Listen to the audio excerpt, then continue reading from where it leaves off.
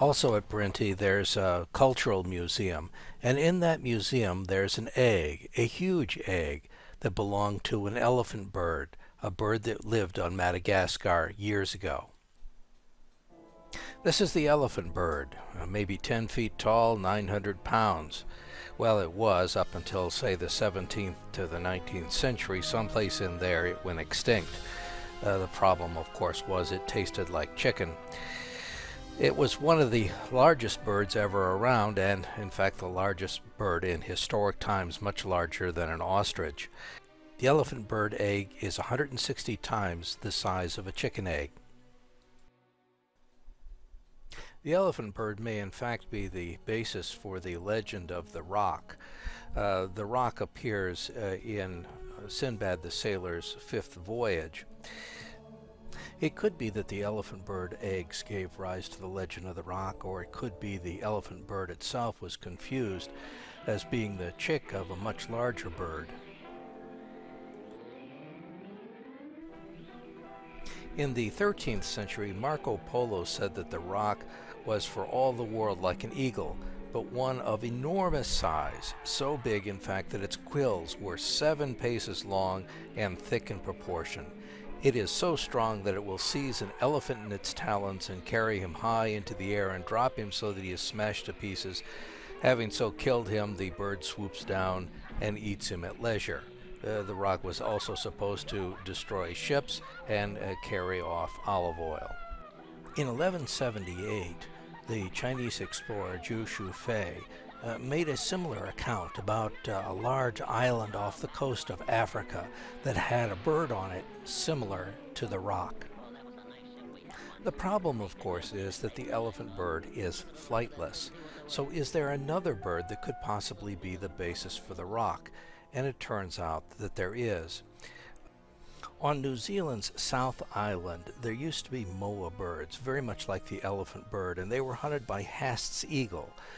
It went extinct about 1400, but it was about twice the size of any modern eagle, larger in fact than any current condor.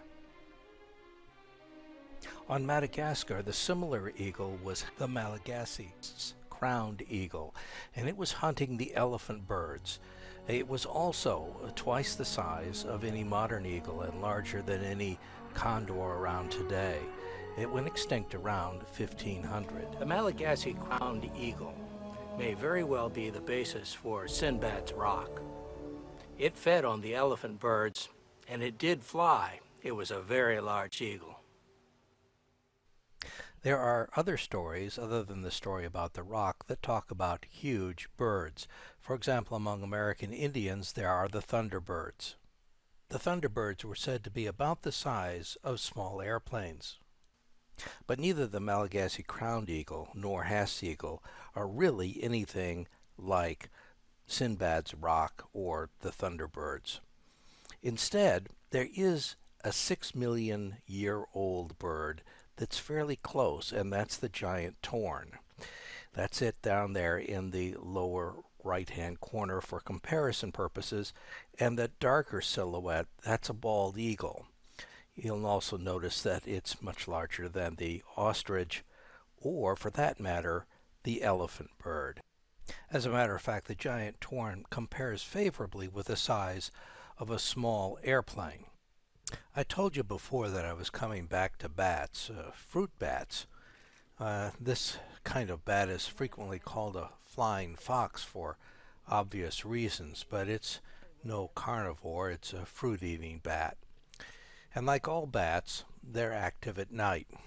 During the day, they hang upside down, usually from trees, and we're going out to take a look at some. Those pods that are hanging up in the trees, some of those are bats, fruit bats, fox bats. Now there is a problem with us going out to take a look at them. People in Madagascar hunt fruit bats. They eat them. The result is that these bats are going to be very nervous the moment that they detect us. And as we are detected, some of those bats are going to take off and start flying. Now, bats don't fly during the day for a very good reason. and that is that they don't fly as well as birds do. And when they're flying during the day, it's possible that a raptor will attack them and tear a hole in their wing membrane. And if that happens, the bat will no longer be able to fly, and he'll have to head for the ground. And when that happens, he's helpless, and the raptors can come down and kill and eat him. So disturbing the bats is more than just a mild nuisance. It could be fatal to the bats.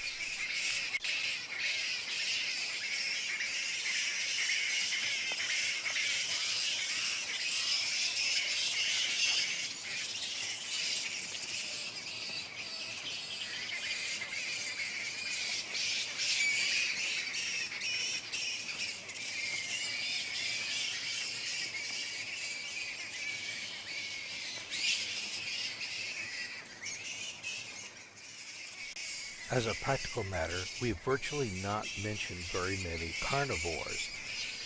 On Madagascar, there are no cats or dogs or bears, and the result is there are no large carnivores. Now, there are some small carnivores.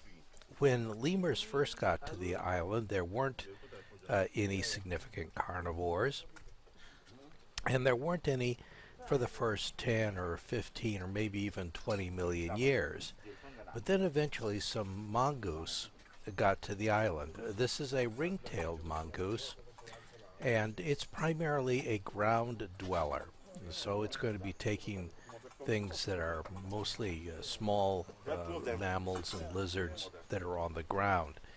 This one has also discovered a way to supplement its intake through picnic baskets.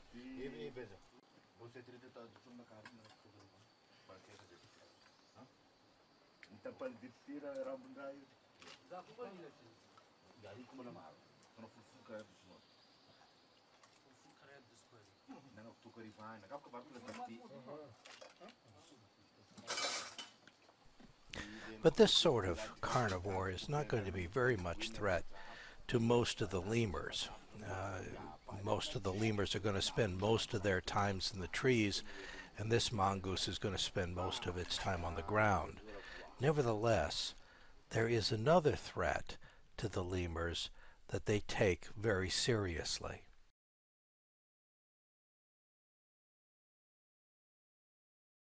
A hunter that climbs as well as they can. The Foosa.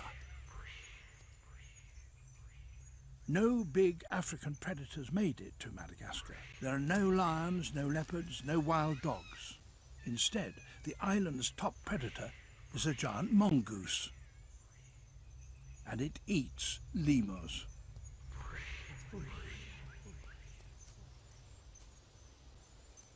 But it has more curious habits. It's the mating season, and this female has stationed herself 15 meters up a tree. She's chosen a branch that will just support her own weight, plus that of a male.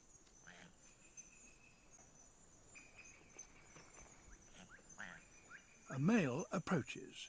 If she approves of him, she'll allow him to mate. If she doesn't, she'll back away to a thinner branch, and he won't be able to get to her.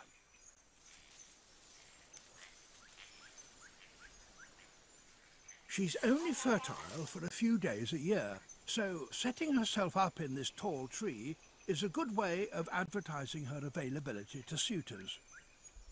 And it seems to work. This is the 6th male she's entertained today. The Foosas are sort of wildcat size, not leopard size. But in ancient times, there were Foosas that were leopard size, back in the days when there were lemurs that were gorilla-sized and elephant birds. To see the Foosa in its full glory, you need to see it at night.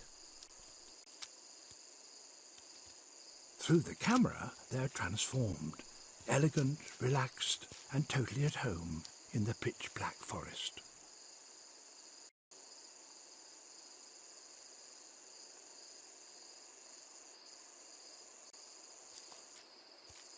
These are 2 males, and they seem in no hurry to leave.